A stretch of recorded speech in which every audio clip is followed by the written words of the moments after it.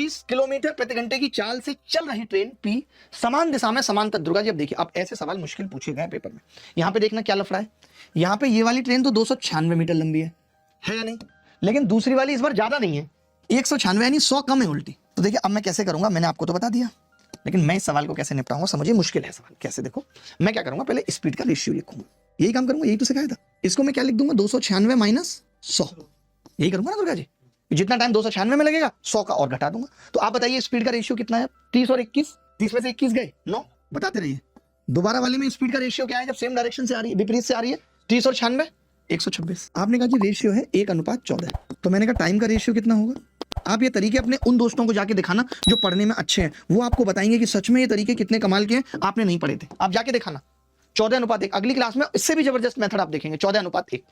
अब आप एक बात बताइएगा कि इस वाली ट्रेन को कितना टाइम लग रहा है, 6.5। दुर्गा जी इसको सेकंड में बनाऊं तो 65 गुणा 6 लिख सकता हूं। एक की वैल्यू कितनी आ जाएगी आप बताओ। तो आपने कहा 2 कट जाएगा यहाँ से, 7 और 3, 65 दिया, 6 दिया 18, 195, 195/7 आ गया। सोचो कितना घटिया आ रहा है। कोई बात नहीं, मैं ये कह सकता हूं कि अगर ये ट्रेन भी 196 मीटर लंबी होती तो उत्तर आ जाता 195/7 आ जाता, लेकिन ये तो 100 कम की है।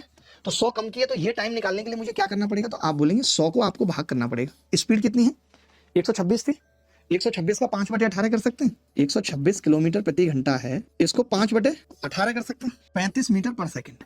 ये तो आप ओरल भी निकाल सकते थे। तो 100 को करने के लिए 35 मैंने करा, तो दुर्गा जी 20/7 आ गया।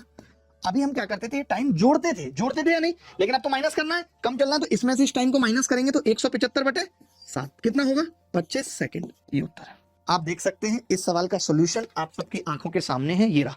इन्होंने क्या किया कि पहले इसकी लेंथ निकाली, कहाँ है लेंथ, ये 975 और वी आर, ये लेंथ निकाली, पी की 6, 7, 9 आई है। आप देख रहे हो कि हम किसी में भी लेंथ नहीं निकाल रहे, हम किसी में भी लेंथ नहीं निकाल रहे। क्या आपने आज से पहले ऐसे तरीके देखे थे?